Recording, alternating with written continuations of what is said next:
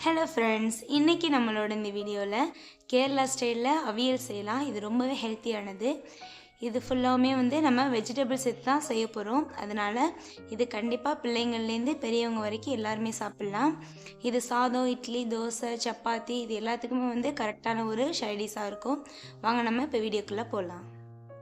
இதுக்கு தேவையான காய்கறி எல்லாமே எடுத்துட்டேன். ஃபஸ்ட்டு கேரட்டு, ஒரு உருளைக்கிழங்கு, ஒரு சௌச்சௌ, அவரைக்காய் கொஞ்சம் எடுத்துட்டேன், ஒரு கத்திரிக்காய், வாழைக்காய், கொஞ்சமாக பீன்ஸ் எடுத்துட்டேன். இதை வச்சு தான் நான் இன்றைக்கி செய்ய போகிறேன். இது கூடவே வேறு காய்கறி கூட சேர்த்துக்கலாம். முருங்கைக்காய் இருந்தால் சேர்த்துக்கலாம். இதெல்லாம் சேர்த்துக்கிட்டா கூட நல்லா தான் இருக்கும். நான் இன்றைக்கி இதை மட்டும் வச்சு ட்ரை பண்ண போகிறேன்.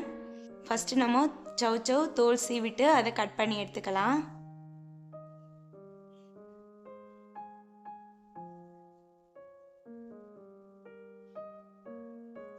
இது மாதிரி இந்த ஷேப்பில் இருந்தால் நமக்கு கரெக்டாக இருக்கும். காய்கறிகள் எடுத்து சாப்பிட்ற மாதிரி இருக்கணும். அப்போ தான் நமக்கு நல்லாயிருக்கும். அதே மாதிரியே உருளைக்கிழங்கை தோல் சீவிட்டு அதே மாதிரி ஷேப்லேயே கட் பண்ணி எடுத்துக்கலாம்.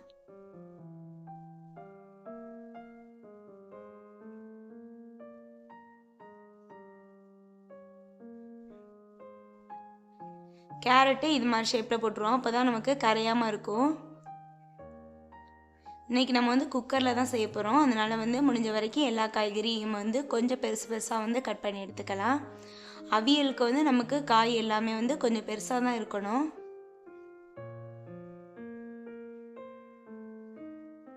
இப்போ நம்ம பீன்ஸை கட் பண்ணி எடுத்துக்கலாம். கத்திரிக்காய் மட்டும் லாஸ்ட்டாக கட் பண்ணிக்கலாம். ஏன்னா கத்திரிக்காய் கட் பண்ணி வச்சோம் அப்படின்னா கருத்து போயிடும். அதனால் நம்ம எல்லா காய்கறியும் கட் பண்ணிவிட்டு லாஸ்ட்டாகவே கத்திரிக்காவை கட் பண்ணி எடுத்துக்கலாம். நான் இப்போ எல்லா காய்கறியுமே கட் பண்ணி எடுத்துட்டேன். நமக்கு இப்போ எல்லாமே ரெடியாக இருக்குது.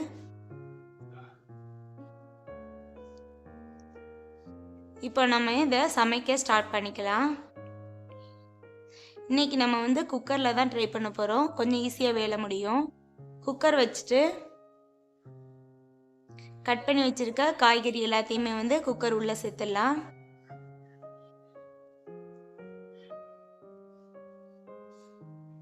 அது கூடவே தேவையான அளவு கல் உப்பு சேர்த்துக்கலாம். கொஞ்சமாக மஞ்சள் தூள் சேர்த்துக்கலாம். மஞ்சள் தூள் அதிகமாக சேர்க்கக்கூடாது. லைட்டாக அந்த எல்லோ கலர் இருக்கணும். அதுக்காக கொஞ்சமாக மஞ்சள் தூள் சேர்த்துக்கலாம். இப்போ ஒரு கிளாஸு தண்ணி சேர்த்துக்கலாம். இது கரெக்டாக 150 ml. நமக்கு இந்த அவியல் ரொம்ப தண்ணியாக இருக்கக்கூடாது. அதே மாதிரி ரொம்ப திக்காகவும் இருக்கக்கூடாது. ஒரு மாதிரி கிரேவி டைப்பில் இருக்கணும். நம்ம சாதத்தில் போட்டு பிசைஞ்சு சாப்பிட்ற மாதிரி இருக்கணும். அதனால் நமக்கு இந்த தண்ணி கரெக்டாக இருக்கும். இப்போ நம்ம குக்கரை க்ளோஸ் பண்ணி வச்சிடலாம். குக்கர் க்ளோஸ் பண்ணிவிட்டு ஒரு விசில் மட்டும் விட்டால் போதும். ஏன்னா காய்கறி ஒரு விசிலே கரெக்டாக வெந்து வந்துடும். 2 விசில் விட்டால் ரொம்ப கரைஞ்சிடும். இப்போ நமக்கு ஒரு கைப்பிடி அளவுக்கு துருவின தேங்காய் எடுத்துக்கலாம். இதை அரைக்கிறதுக்கு மிக்ஸி ஜாருக்கு மாற்றிடலாம்.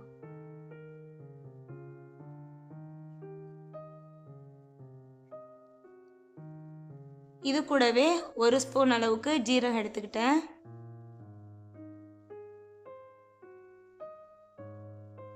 ஒரு பச்சை மிளகாய் எடுத்துக்கிட்டேன். உங்களுக்கு காரம் எக்ஸ்ட்ரா வேணும்னா இன்னும் 2 கூட ஆட் பண்ணிக்கலாம். இதில் கொஞ்சமாக தண்ணி சேர்த்து அரைச்சி எடுத்துக்கலாம். இது மாதிரி ரொம்ப நைஸாக, அதாவது மை மாதிரி அரைக்கக்கூடாது. கொஞ்சம் குறைன்னு தான் அரைச்சி எடுத்துக்கணும்.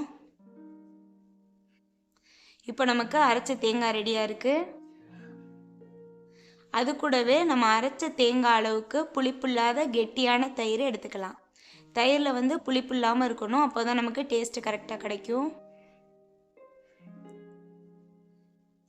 இப்போ நமக்கு ஒரு பக்கம் குக்கரில் காய் ரெடி ஆகிடுச்சு. இப்போ ஓப்பன் பண்ணி பார்க்கலாம். ஒரு விசிலே காய் எல்லாமே கரெக்டாக வெந்து வந்துருச்சு. இது ரொம்ப போட்டு நம்ம மிக்ஸ் பண்ண வேணாம். இன்னுமே ரொம்ப கரைஞ்சிரும். லைட்டாக மிக்ஸ் பண்ணி விட்டுக்கலாம். அரைச்சி வச்சுருக்க தேங்காவை இப்போ சேர்த்துக்கலாம். இது மாதிரி முடிஞ்ச வரைக்கும் ரொம்ப லைட்டாகவே மிக்ஸ் பண்ணி விடணும். ஏன்னா குக்கரில் போட்டதுனால நமக்கு காய் எல்லாமே சீக்கிரம் கரைஞ்சிடும். இப்போ தேங்காய் ஊற்றி 1 நிமிஷம் நல்லா கொதிக்கட்டும்.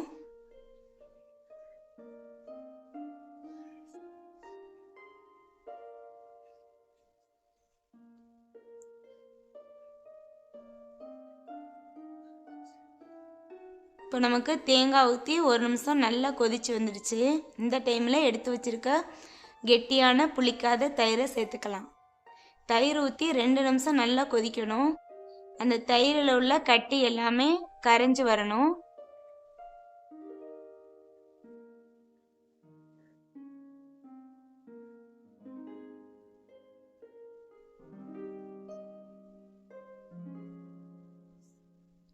இப்போ நமக்கு தயிர் ஊற்றி 2 நிமிஷம் வந்து நல்லா கொதிச்சு வந்துடுச்சு.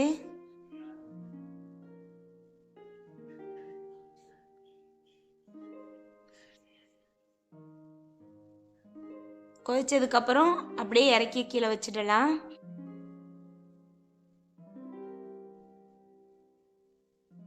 தாளிக்கிறதுக்கு சின்ன ஒரு பாத்திரம் அடுப்பில் வச்சுட்டு தேங்காய் எண்ணெய் சேர்த்துக்கலாம். அவியலுக்கு வந்து தேங்காய் எண்ணெய் சேர்த்தாதான் டேஸ்ட் நல்லாயிருக்கும்.